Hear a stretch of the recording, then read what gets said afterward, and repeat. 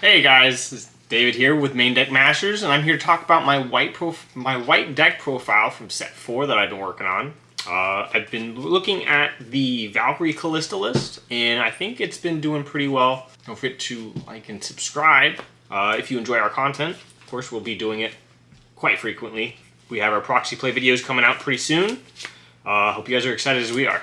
And to kick things off, I'm going to talk about the main core of the deck. I'm using, of course, the Mecha Colossus Jotunheim. I don't know if I said that correctly, but he gives all of my Android and Ice Princesses the armor purple, white, yellow, and green if something has been bounced. Once something has been bounced, so you got to make sure that he's on the board, and your targets are going to be on the board as well when you bounce something, because it's not a blanket effect.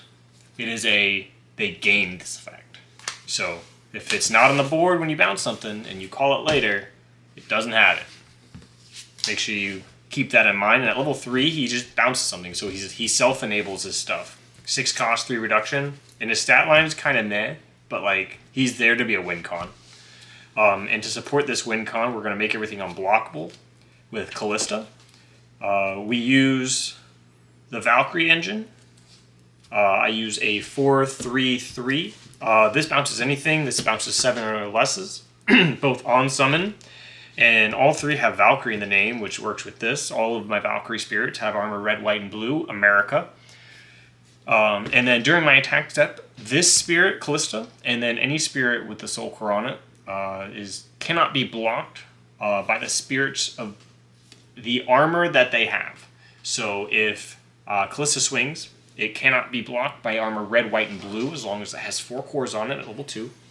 And if I had bounced something, and Jotunheim's on the board, and it had given the blanket, my Valkyries basically become, or any of my Valkyries become unblockable as long as it has a soul core or is Callista. So it's just a great way to guarantee that you just get in there, you know?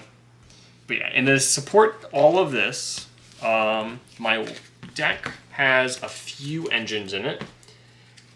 We play, of course, 3 Newmangard because this card is insane. I think this card just applies too much tempo shift. So like if you're behind and you're able to get this on the board, your opponent either has to deal with it or play around it in order to regain advantage, because the longer this is on the board, the worse it gets for your opponent. And if they remove it at the wrong time, it can absolutely win you the game.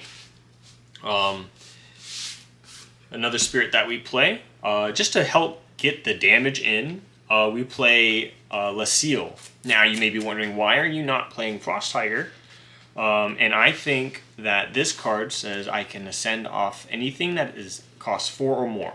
Frost Tiger requires me to ascend off an android or a mecha beast. And the problem with that is that this is an Ice Princess, and some of the other cards in my deck are not androids or mecha beasts. So this card just is able to ascend off of basically every spirit in my deck. So I can get it out. It has 2 damage, and it's probably the best vanilla ascend spirit, I believe. It has the best stat line. So I just think it's better than Frost Tiger in this scenario. It's cheaper, and it's there to deal 2 damage. And then to make sure we can get everything out, we play 3 Smag for Elrond. Elrond's a great defensive package on its own. Both are there to supply a ramp package. Yes, I am prone to Starblast draw in this deck with all of the wind summons, but what deck isn't nowadays?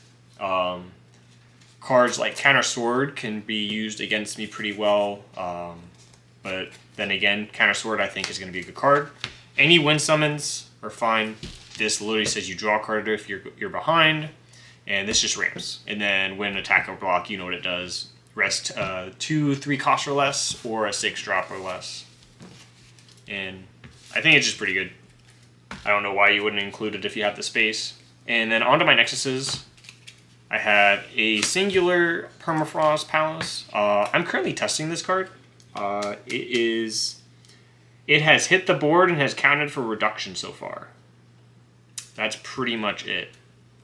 I think in certain matchups, when my Callista or Valkyries get destroyed, I think it might come up. Like if I'm trying to push in for damage and I don't have the right armor, I can help bounce stuff for Jotungrime. But so far it's not done much, so I'm not liking this card. Another card we play is... I'll show you this one first. I have Heaven's Piercing Castle. Heaven's Piercing Castle is the best white Nexus in the game. Right next to this one. They work together very well. When your opponent draws a card during their turn, you can pay the Soul Core and draw a card.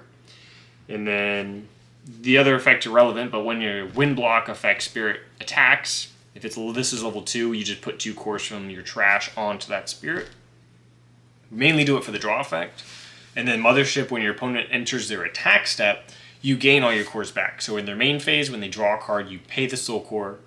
And then when they enter their attack step, you gain the Soul Core back, so your suppressions are still alive.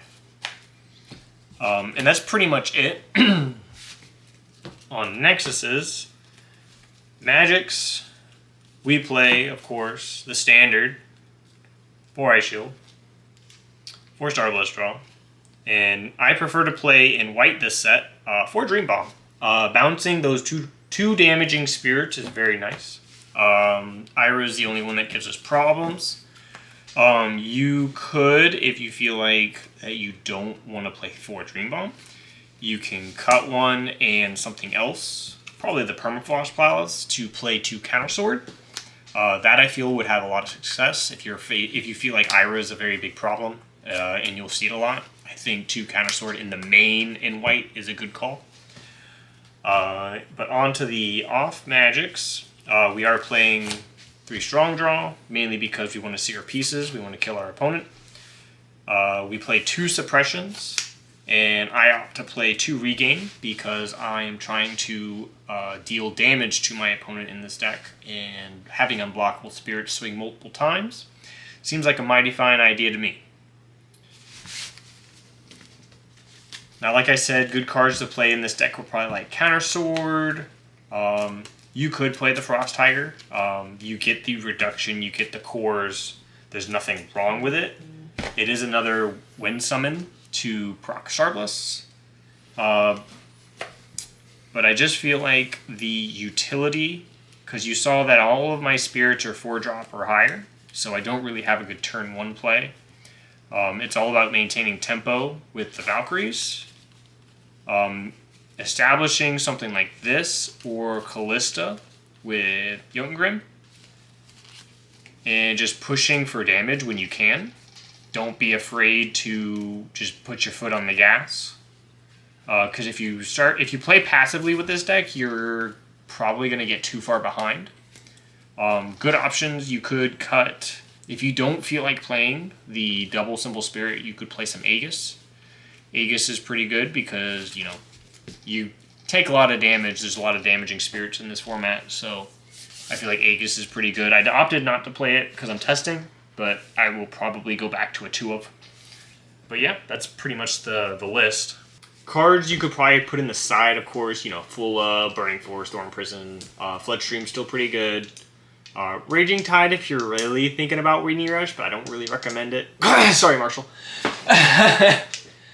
But yeah, the main focus of the list, you just want to complement it. It is an early list. It's not really meant to be meta defining. We're going to see how the meta develops. We're going to make changes, of course. This is basically preliminary what I'm working with.